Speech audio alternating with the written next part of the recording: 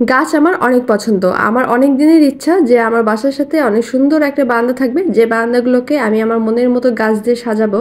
আস্তে আস্তে কিন্তু আমার সব স্বপ্নগুলোই পূরণ হচ্ছে আলহামদুলিল্লাহ, যদিও এটা আমাদের ভাড়া বাসা, নিজেদের না। আসসালামু আলাইকুম, কেমন আছেন সবাই? আমরা ভালো আছি আল্লাহর রহমতে। গতকাল শুক্রবার আমরা সবাই মিলে গিয়েছিলাম নার্সারিতে, মানে আমি, আপনাদের ভাইয়া আর আমার ছোট বোন মোহনা।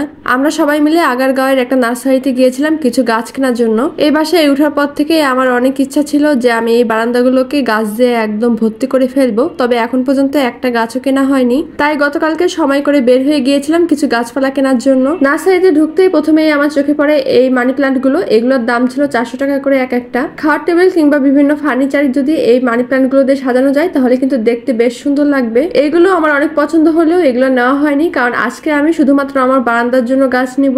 আর নার্সারিতে এত ধরনের গাছ ছিল, আমি তো ফুল কনফিউজ হয়ে যাই যে কোনটা রেখে কোনটা নিব। তবে এইবার কিন্তু আমি সব ছোট ছোট গাছগুলোই নিব, আর কোনো ধরনের ফল কিংবা সবজির গাছ আমি নিব না, যেহেতু আমাদের বারান্দায় তেমন একটা রৌদ্র আসে না। আমি চাচ্ছিলাম ইনডোর প্ল্যান্টগুলো কিনেই বারান্দাতে রাখতে, কারণ আমাদের বারান্দায় কিন্তু খুব বেশি একটা রোদ আসে না। তবে এখানে এসে তো আমার কাছে ফল গাছগুলোই বেশি ভালো লাগছিল, কারণ একদম ছোট ছোট গাছে কি সুন্দর ফল ধরে আছে। লেবু, আম, পেয়ারা থেকে শুরু করে ডালিম, সব ধরনের ফল গাছে আছে এখানে। আমার যদি নিজের একটা বাসা থাকতো তাহলে এখান থেকে আমি ইচ্ছা মতো ফল গাছগুলো নিতাম আর ছাদ বাগান করতাম। ছোট ছোট গাছে কি সুন্দর আম ধরে আছে, আবার আমের মুকুল ছোট আমও ধরে আছে। এগুলো দেখে তো আমার অনেক বেশি ভালো লাগছিল।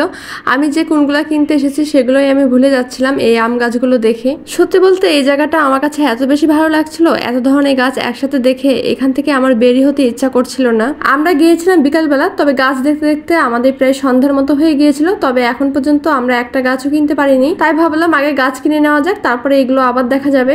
এরপর আমি আমার বারান্দার জন্য ইনডোর প্ল্যান্টগুলো দেখতে শুরু করি, তবে কোনটা রেখে কোনটা নিব এখানেও আমি কনফিউজ হয়ে যাই। প্রথমে এখান থেকে আমি কিছু জানাডু গাছ দেখছিলাম, এই গাছগুলো আমার কাছে বেশ ভালো লেগেছে, তো ডিসাইড করি এই গাছগুলো আমি একটা নিব।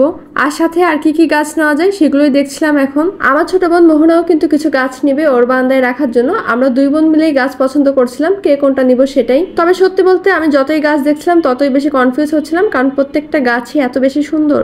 গাছ পছন্দ করে না হয়ে গেলে এখন এখান থেকে একে একে গাছগুলো বেছে নেওয়ার পালা। আমি এখান থেকে জানাডু আর তালপাম গাছটা নিয়েছি, আর দুইটা গাছই আমার কাছে বেশ ভালো লেগেছে। আমি কিন্তু আমার বারান্দার জন্য এই টাইপের গাছগুলোই খুঁজছিলাম। তারপর এখানে আমি দরদাম করছিলাম, দামাদামি করতে কিন্তু আমি বেশ ভালোই পারি।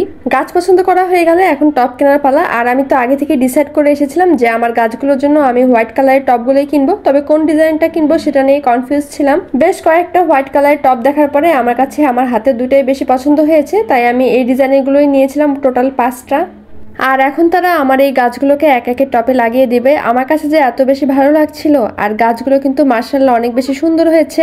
এখানে ছিল তালপাম, জানাডু, লাকি ব্যাম্বো আর কলিয়াস গাছ। আর পরবর্তীতে মোহনা একটা বাগান বিলাসও নিয়েছে, সেটাও আপনাদের সাথে পরবর্তীতে শেয়ার করব।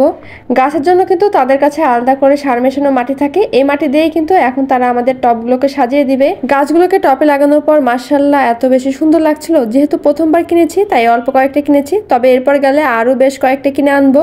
এবার আমরা টোটাল 5টা গাছ কিনেছি, তবে 5টা গাছই কিন্তু একদম আমাদের মনের মতো হয়েছে। এই তো আমাদের সবগুলা গাছই কিন্তু এখন টবে লাগিয়ে নেওয়া হয়ে গেছে। আর এই গাছগুলো নিয়ে এখন আমরা কিভাবে বাসায় যাব সে চিন্তাতেই ছিলাম। গাছগুলো কিভাবে বাসায় নিয়ে গেলাম আর কিভাবে গাছগুলো যত্ন নিলাম সবকিছুই কিন্তু নেক্সট ভিডিওতে আপনাদের সাথে শেয়ার করব। আজকে তবে এ পর্যন্তই। সবাই ভালো থাকবেন, সুস্থ থাকবেন এবং আমাদের জন্য দোয়া করবেন। আল্লাহ হাফেজ, আসসালামু আলাইকুম।